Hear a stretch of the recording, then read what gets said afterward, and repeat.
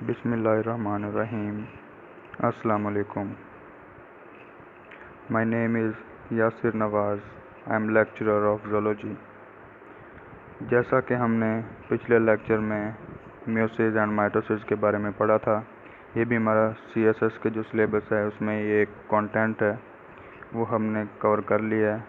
तो नेक्स्ट जो कंटेंट्स हैं हमने मॉलिक्यूलर जेनेटिक्स के कवर करने हैं. उसमें मेनली जो है वो ट्रांसक्रिप्शन, ट्रांसलेशन और म्यूटेशन को हम डिस्कस करेंगे. इनमें से जो क्वेश्चन हैं वो आ सकते हैं CSS के पेपर में. तो आज के जो कंटेंट्स हैं उनमें हम दो चीज़ें पढ़ेंगे. मॉलिक्यूलर जेनेटिक्स का इंट्रोडक्शन पढ़ेंगे और फिर DNA के बारे में पढ़ेंगे. बाकी जो कंटेंट्स हैं वो हम नेक्स्ट लेक्चर में पढ़ेंगे, क्योंकि 3 से 4 लेक्चर में ये चैप्टर कवर होगा, क्योंकि चैप्टर की लेंथ जो है वो ज़्यादा है और इस तरह आसानी होगी 3 to 4 लेक्चर्स में. Now let's start. कि सबसे पहले मॉलिक्यूलर जेनेटिक्स है क्या होता है. Study of how information stored in DNA codes for RNA and protein, उसे हम मॉलिक्यूलर जेनेटिक्स कहते हैं. कि हम DNA जो है उसकी इंफॉर्मेशन जो है वो स्टोर्ड है और कोड फॉर्म में स्टोर्ड है, और हम उसे कैसे यूज़ कर सकते हैं RNA और प्रोटीन्स में. तो ये है मॉलिक्यूलर जेनेटिक्स. नेक्स्ट आता है DNA के बारे में. DNA में क्या हमने पढ़ना है. DNA the genetic material.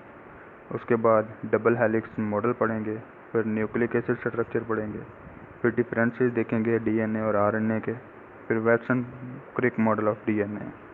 सबसे पहले है DNA the genetic material. 20th century में जो बायोलॉजिस्ट थे उन्होंने ये रियलाइज़ किया कि जो मॉलिक्यूल है उसमें जेनेटिक मटेरियल प्रेजेंट होता है और उसकी कुछ करैक्टरिस्टिक्स हैं जो कि लाइफ की प्रॉपर्टीज़ को एक्सप्लेन करती हैं. उनमें 4 करैक्टरिस्टिक्स हैं, वो मैं आपको बता देता हूँ. फर्स्ट ये है कि जो जेनेटिक मटेरियल है उसमें ये एबिलिटी होनी चाहिए कि वो जो सीक्वेंसेस हैं अमीनो एसिड के उनको कोड कर सके और प्रोटीन फॉर्मेशन को कंट्रोल कर सके.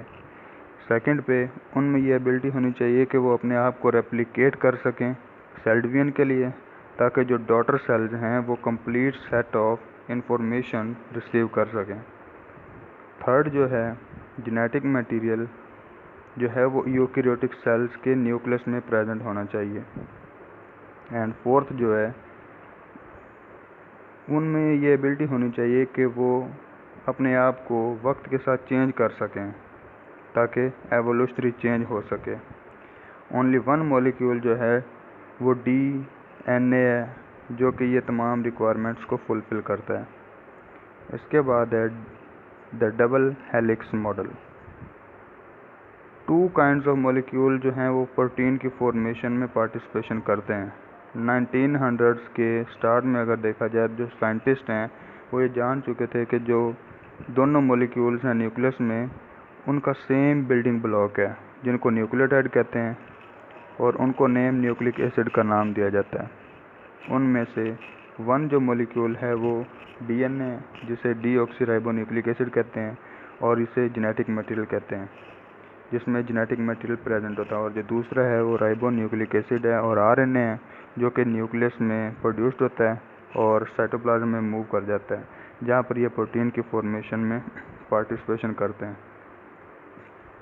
इसके बाद न्यूक्लिक एसिड स्ट्रक्चर है.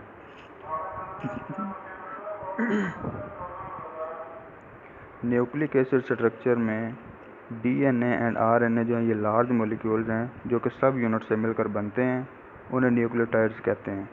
न्यूक्लियोटाइड्स जो हैं ये कंसिस्ट करते हैं नाइट्रोजन बेसिस पर, शुगर पर और फॉस्फेट ग्रुप पर. इसमें जो नाइट्रोजन कंटेनिंग ऑर्गेनिक बेसिस हैं वो कौन सी हैं.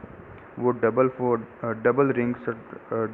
बॉन्ड अगर उनमें हो तो वो प्यूरीन कहलाएंगी, और अगर सिंगल रिंग स्ट्रक्चर हो तो वो पायरिमिडीन कहलाएंगी. न्यूक्लियोटाइड जो हैं उनमें पेंटोज शुगर प्रेजेंट होता है. अगर वो 5 कार्बन शुगर हो तो उसे राइबोज कहेंगे जो कि RNA में प्रेजेंट होता है. और डीऑक्सीराइबोज कहेंगे अगर वो डीएनए में प्रेजेंट हो।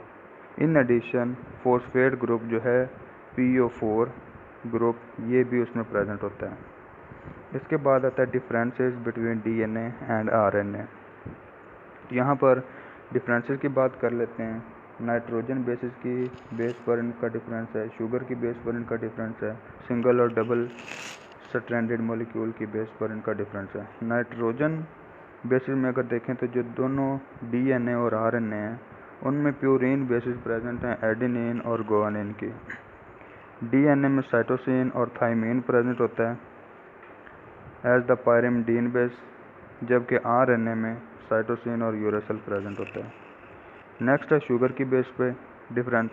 पेंटोज शुगर डीएनए में डीऑक्सीराइबोज होगा और आरएनए में राइबोज होगा। राइबोज में हाइड्रोक्सिल ग्रुप जो है वो रिप्लेस हो जाता है हाइड्रोजन ग्रुप से। आगे मैं इसका आपको स्ट्रक्चर दिखाता हूँ। ये यहाँ पर आप स्ट्रक्चर देख रहे हैं कि ये राइबोज शुगर है, राइट साइड पर हाइड्रोक्सिल ग्रुप है जो पर्पल कलर का है, और यहाँ पर ये डीऑक्सीराइबोज है, यहाँ पर हाइड्रोजन है पर्पल कलर का। तो ये जो हाइड्रोक्सिल ग्रुप है राइबोज का वो रिप्लेस हो जाता है डीऑक्सीराइबोज में हाइड्रोजन से। इसके बाद है सिंगल और डबल स्ट्रैंड मॉलिक्यूल। डीएनए जो है वो डबल स्ट्रैंडेड मॉलिक्यूल है, जबकि आरएनए जो है वो सिंगल स्ट्रैंडेड मॉलिक्यूल है। ऑल्दो ये अपने आप को फोल्ड बैक भी कर सकते हैं और डिफरेंट शेप्स में ये अपने आप को कॉइल भी कर सकते हैं, like mRNA, tRNA and rRNA। यहाँ पर डीएनए का आप स्ट्रक्चर देख सकते हैं। इसमें एडेनिन प्रेजेंट है, थाइमिन प्रेजेंट है, गुआनिन एंड साइटोसिन प्रेजेंट है। यहाँ पर इसमें शुगर फॉस्फेट बैकबोन प्रेजेंट है और इसमें सेंटर में बेस पेयर्स प्रेजेंट है। नेक्स्ट है आरएनए का स्ट्रक्चर। इसकी डायग्राम देख सकते हैं कि एडेनिन है, यूरेसिल है, गुआनिन है और साइटोसिन है। ऊपर सबसे फ्रंट पे शुगर फॉस्फेट बैकबोन है और नाइट्रोजन बेसिस है। ठीक है, नेक्स्ट हम मूव करते हैं। नेक्स्ट है इसका डिफरेंस। यहाँ पर भी आप क्लियरली देख सकते हैं, यहाँ पर हाइड्रोक्सिल ग्रुप और यहाँ पर हाइड्रोजन। ठीक है, ये इसका स्ट्रक्चर क्लियरली देख सकते हैं आप। नेक्स्ट मूव करते हैं वैटसन क्रिक मॉडल, जो कि डीएनए का है। डीएनए के फंक्शन को अंडरस्टैंड करने के लिए जो न्यूक्लियोटाइड्स हैं वो 3 डायमेंशनल स्ट्रक्चर में किस तरह लिंक करते हैं, जेम्स वैटसन और फ्रैंकिस क्रिक ने एक मॉडल प्रपोज किया। डीएनए के स्ट्रक्चर पर रिसर्च की और मॉडल प्रपोज किया जिसे लेडर लाइक स्ट्रक्चर कहते हैं।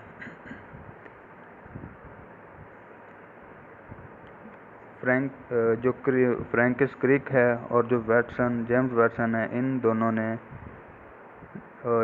जेम्स वैटसन है 1928 में और फ्रैंकिस क्रिक जो है 1916 में, ये ब्रिटिश बायोफिजिकिस्ट थे।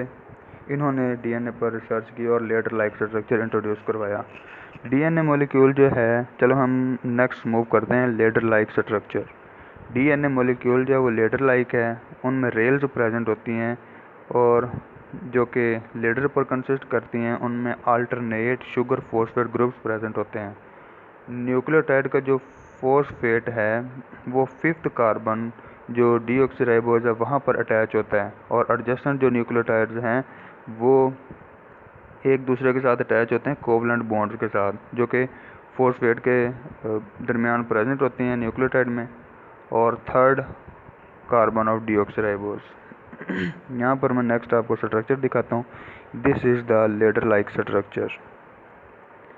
At its one end there is a 3' strand and on the other hand 5'. Next I am discussing this in detail. There is a hydrogen bond. जो पेयरिंग होती है नाइट्रोजन बेसिस की स्ट्रैंड्स के दरमियान, वो स्ट्रैंड्स को hold करती है टुगेदर ताकि वो अलग ना हो सके।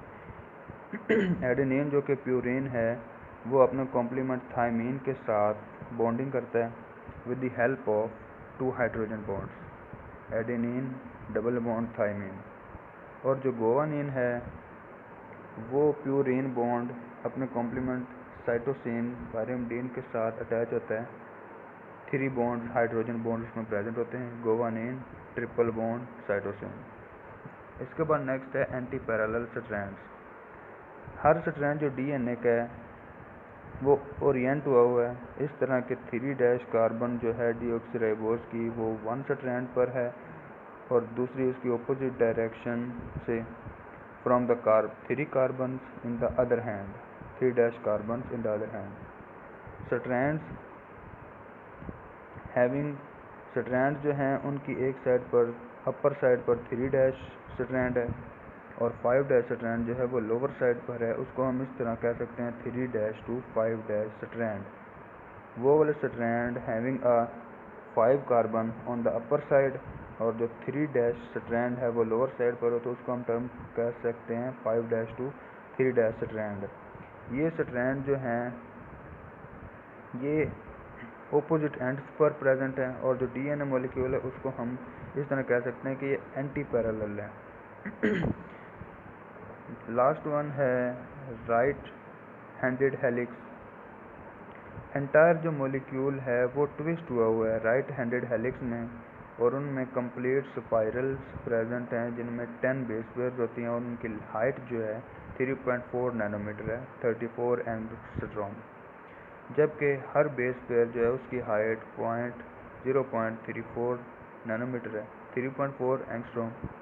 कंप्लीट जो स्पाइरल है वो माइनर ग्रूव्स और मेजर ग्रूव्स पर कंसिस्ट करता है। जो डीएनए हेलिक्स का जो डायमीटर है वो 2 नैनोमीटर है जो कि 20 एंगस्ट्रॉम है। यहाँ पर आप इसका स्ट्रक्चर देख सकते हैं। नेक्स्ट है इसकी डीएनए रेप्लिकेशन इन यूकेरियोट्स। यूकेरियोट्स में डीएनए की रेप्लिकेशन किस तरह होती है। फर्स्ट सेमी कंजर्वेटिव रेप्लिकेशन होती है, फिर उसका मैकेनिज्म डीएनए के रेप्लिकेशन का देखेंगे। सेमी कंजर्वेटिव रेप्लिकेशन क्या होता है। 1950s में 2 साइंटिस्ट थे, मैथ्यू मिचेल्सन एंड फ्रैंकलिन स्टाहल। उन्होंने डीएनए रेप्लिकेशन का एक इम्पोर्टेंट एस्पेक्ट पेश किया। उन्होंने ये शो किया कि जो हर डीएनए स्ट्रैंड है वो न्यू स्ट्रैंड का टेम्पलेट है, क्योंकि पेयरिंग जो रिक्वायरमेंट है प्यूरीन और पायरिमिडीन बेसिस में वो ये शो करती है कि न्यू स्ट्रैंड में न्यूक्लियोटाइड्स कहाँ पर प्रेजेंट है। सो हर न्यू जो डीएनए मॉलिक्यूल है उसमें 1 स्ट्रैंड ओल्ड डीएनए मॉलिक्यूल से प्रेजेंट होता है और एक न्यूली सिंथेसाइज्ड स्ट्रैंड से प्रेजेंट होता है। क्योंकि हाफ जो ओल्ड मॉलिक्यूल है वो कंजर्व होता है न्यू मॉलिक्यूल में, तो डीएनए रेप्लिकेशन को इस तरह हम सेमी कंजर्वेटिव रेप्लिकेशन कह सकते हैं। उसके बाद लास्ट पॉइंट है मैकेनिज्म ऑफ डीएनए रेप्लिकेशन। इसकी पहले रिक्वायरमेंट्स देखेंगे, फिर इसका जो प्रोसेस है वो बिगनिंग देखेंगे, फिर ज्वाइनिंग देखेंगे, फिर रेप्लिकॉन्स देखेंगे और एंड पर डीएनए पॉलीमरेज देखेंगे। रिक्वायरमेंट्स क्या हैं कि डीएनए रेप्लिकेशन जो यूकेरियोटिक सेल में होती है वो काफ़ी क्रोमोसोम्स में हो सकती है। उनमें कुछ एंजाइम्स इन्वॉल्व हैं like helicase enzyme, DNA polymerase enzyme and DNA ligase enzyme. In addition histone proteins are also required for this. इसके बाद बिगनिंग है, रेप्लिकेशन की बिगनिंग किस तरह होती है। एक दफ़ा एंजाइम जो हैं हेलिकेज या गायरेज फर्स्ट पे स्ट्रैंड्स को सेपरेट करते हैं, डीएनए रेप्लिकेशन स्टार्ट होती है मैनी साइट्स पर न्यूक्लियोटाइड्स की मदद से एंड एंजाइम डीएनए पॉलीमरेज। फिर इसकी ज्वाइनिंग होती है, न्यूली रेप्लिकेटेड डीएनए सेगमेंट जो हैं वो बनते हैं और आपस में ज्वाइन होते हैं, एंजाइम है DNA ligase.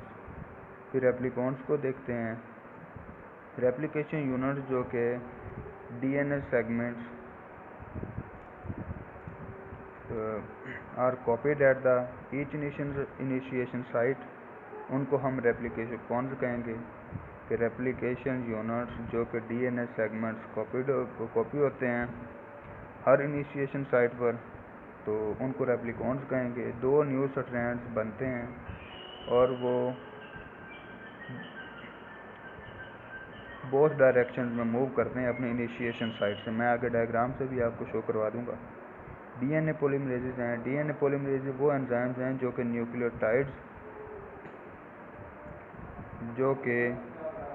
Nucleotides DNA strands को ज्वाइन करते हैं, असेंबल करते हैं, कॉपी करते हैं एग्जिस्टिंग स्ट्रैंड को, जो कि 3' एंड से स्टार्ट होते हैं और मूव करते हैं 5' एंड की तरफ। क्योंकि जो रेप्लिकेटेड स्ट्रैंड है वो कॉम्प्लीमेंट्री है टू ओल्ड स्ट्रैंड, तो जो न्यू डीएनए स्ट्रैंड बनते हैं वो 5' एंड टू 3' एंड तक मूव करेंगे। यहाँ पर ये डायग्राम में आप देख सकते हैं कि जैसे ही ये ऊपर 3' एंड है, यहाँ से एक एंजाइम हेलिकेज है, वो दोनों स्ट्रैंड को सेपरेट कर देगा। सेपरेट करने के बाद यहाँ पर आगे ज्वाइनिंग जो 2 स्ट्रैंड्स हैं वो डीएनए लाइगेज है वो इनको ज्वाइन करेगा। ये यहाँ पर देखिए सेंटर में डीएनए लाइगेज है, ये 2 सेपरेटेड सेगमेंट्स को ज्वाइन करेगा। उसके बाद रेप्लिकॉन्स आते हैं जो कि इनिशिएशन साइड से मूव करते हैं डीएनए सेगमेंट्स की तरफ, और उसके बाद डीएनए पॉलीमरेज हैं। ठीक है, ये ऊपर 3' जो ये न्यूली स्ट्रैंड जो बनते हैं डीएनए के वो मूव करते हैं 5' एंड टू 3' एंड। ठीक है, तो friends, this is all about today's lecture. Remember me in your prayers. Thank you.